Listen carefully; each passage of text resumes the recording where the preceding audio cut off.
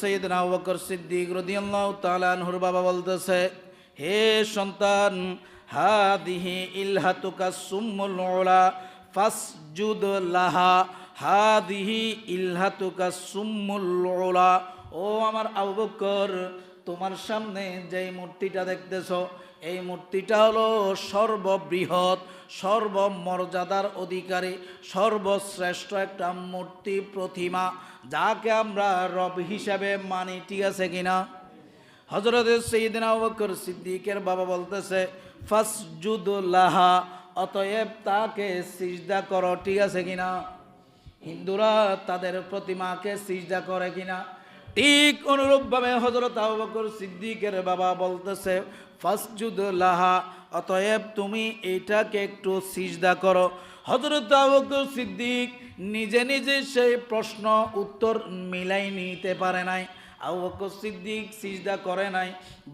তার বাবা যখন অন্য জায়গার মধ্যে স্থানান্তরিত হলো, অথবা অন্য জায়গার মধ্যে অন্য প্রতিমার সামনে সিজদা দেওয়ার জন্য গেল, হযরত আবু বকর সিদ্দিক বলতেছে, ইন্নী জাইউন ফাআতইমনি, হে প্রতিমা, আমার বাবা তোমাকে সর্বশ্রেষ্ঠ রব হিসেবে, রিজিক দাতা হিসেবে, তোমাকে সর্বশ্রেষ্ঠ প্রভু হিসেবে পরিচয় করাই দিয়েছে।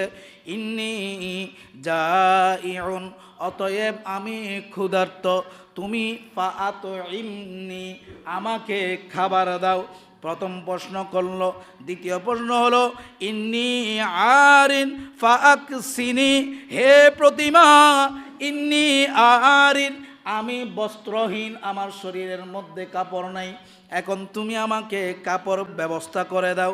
তৃতীয় নাম্বার হলো, ফাইন কুনতা ইলহান ফামনা নাফসাকা, ফাইন কুনতা ইলহান, আমি আবু বকর সিদ্দিক চিন্তা করলাম, তুমি যদি বড় প্রভু হয়ে থাকো, তোমার যদি প্রকৃতপক্ষে কোনো ধরনের ক্ষমতা থাকে, আমি হাতের মধ্যে একটা বড় পাথর নিলাম, এই পাথরটা তুমি বড় খোদার প্রতি আঘাত করার জন্য নিলাম। যদি সুযোগ থাকে নিজেকে একটু রক্ষা করো। আমার বিশ্বাস হলো তুমি যদি আমাদের রক্ষাকারী হও, আমাদেরকে রক্ষা করবা। তুমি যদি আমাদেরকে রক্ষা করতে পারো, তাহলে তুমি নিজেকেও রক্ষা করতে পারবা।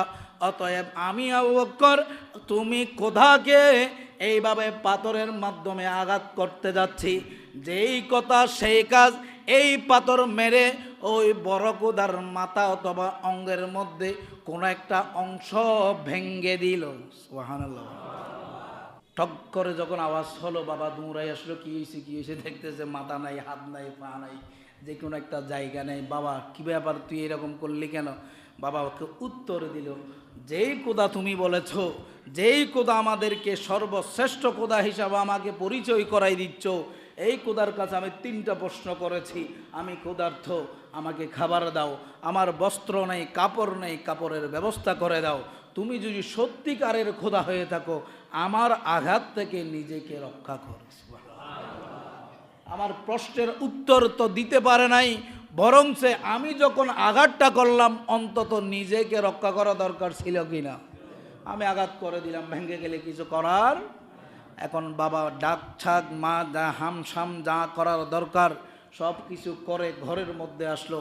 মাকে বলল, তোমার সন্তান এমন ঘটনা ঘটাই দিল, আগামীকালকে সমাজ আমাকে সমাজচ্যুত করার সম্ভাবনা।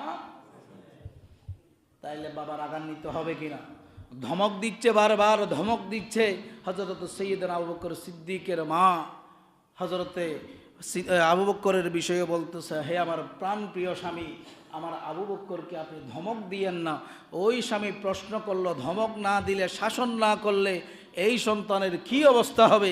হযরতে আবু বকর সিদ্দিক রাদিয়াল্লাহু তাআলা আনহুর মা বলতেছে, হে আমার স্বামী, ইয়া আমাতাল্লাহ, আমার সন্তান যখন দুনিয়ার মধ্যে ভূমিষ্ঠ হচ্ছিল, আমার কানের মধ্যে গায়েবী একটা আওয়াজ এসেছিল, ইয়া আমাতাল্লাহ আলা তাহাক্কুকি আবশিরি বিল ওয়ালাদিল আতীক, হে মহিলা, তোমার কাছে এমন একজন সন্তান আসতেছে, যেই সন্তান আতীক তথা একজন পবিত্র সন্তান হিসেবে আল্লাহর দরবারে কবুল হয়েছে।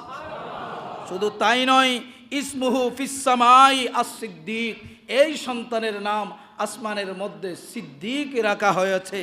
আর লি মুহাম্মাদি সাহিবুন ওয়া রাফিকুন, হযরতে মুহাম্মদুর রাসূলুল্লাহ সাল্লাল্লাহু আলাইহি ওয়াসাল্লামের কাছে সব চাইতে বেশি পছন্দের রফিকুন, কাছের বন্ধু থাকবে একমাত্র তোমার এই সন্তান। সুবহানাল্লাহ। হযরত আবু বকর সিদ্দিকের আসমানে নাম ছিল সিদ্দিক। আমার রসুল দুনিয়ার মধ্যে নাম দিয়েছেন আতিক। আতিকে মানে হলো পবিত্র, সিদ্দিকে মানে হলো সত্যবাদী। উচ্চ আওয়াজ বলেন। স্বামীকে বলতেছে আমার সন্তানের বিষয়ে গায়েব আওয়াজ দিয়েছিল, অতএব এই আবু বকর সিদ্দিক দুনিয়াতে আসার পর থেকে আজকের এই দিন পর্যন্ত একটা সেকেন্ডের জন্য মূর্তি পূজা